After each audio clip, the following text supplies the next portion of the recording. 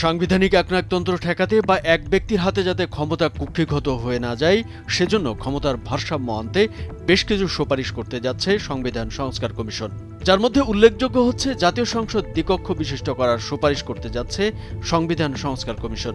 খসড়া প্রস্তাব অনুযায়ী সংসদের নিম্ন কক্ষে আসন থাকবে 400, নির্বাচন হবে বর্তমান পদ্ধতিতেই। এর মধ্যে 100 আসন নারীদের জন্য সংরক্ষিত থাকবে, তারা নির্বাচিত হবেন সরাসরি ভোটে। আর উচ্চকক্ষে আসন থাকবে 105টি, নির্বাচন হবে আনুপাতিক পদ্ধতিতে। সংসদের 2 কক্ষ মিলে মোট আসন হবে 505টি। পাশাপাশি বিদ্যমান সংবিধানের মূলনীতিতেও পরিবর্তন আনার সুপারিশ করা হবে। সংবিধান সংস্কার কমিশন তাদের সংস্কার প্রস্তাব চূড়ান্ত করে শেষ মুহূর্তের কাজ করছে। 15 জানুয়ারি অন্তর্বর্তী সরকারের প্রধান উপদেষ্টা অধ্যাপক মোহাম্মদ ইউনূসের কাছে প্রতিবেদন জমা দেবে সংস্কার কমিশন। সংবিধান সংস্কার কমিশন ছাড়াও নির্বাচন ব্যবস্থা, দুর্নীতি দমন ও পুলিশ সংস্কার কমিশনও প্রতিবেদন জমা দেবে বুধবার।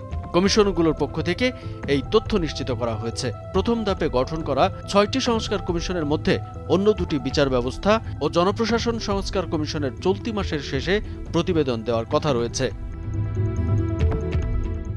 সংস্কার কমিশনের খসড়া প্রস্তাবে বলা হয়েছে, নিম্নকক্ষের 400টি আসনে নির্বাচন হবে বিদ্যমান পদ্ধতিতে, আর উচ্চকক্ষে মোট 105 আসনের 5টি থাকবে রাষ্ট্রপতির হাতে। তিনি এই 5 আসনে সংসদ সদস্য মনোনয়ন দেবেন। সমাজের পিছিয়ে পড়া বিভিন্ন অংশের প্রতিনিধিত্ব নিশ্চিত করতে রাষ্ট্রপতির হাতে 5টি আসন দেওয়ার প্রস্তাব করা হচ্ছে। উচ্চকক্ষের বাকি 100টি আসনে নির্বাচন হবে আনুপাতিক প্রতিনিধিত্ব পদ্ধতিতে। দলগুলো নির্বাচনে সারা দেশে যত ভোট পাবে তার অনুপাতে উচ্চকক্ষে আসন পাবে। দলগুলো উচ্চকক্ষে প্রার্থী মনোনয়নের ক্ষেত্রে যাদের বিভিন্ন অংশের প্রতিনিধিত্ব রাখে সেটাও উল্লেখ থাকবে। সংবিধান সংস্কার কমিশন সূত্র জানায়, তাদের যেসব সুপারিশ থাকবে তার অন্যতম লক্ষ্য হবে গণ অভ্যুত্থানের আকাঙ্ক্ষাকে ধারণ করা এবং সাংবিধানিক একনায়কতন্ত্র ঠেকানো।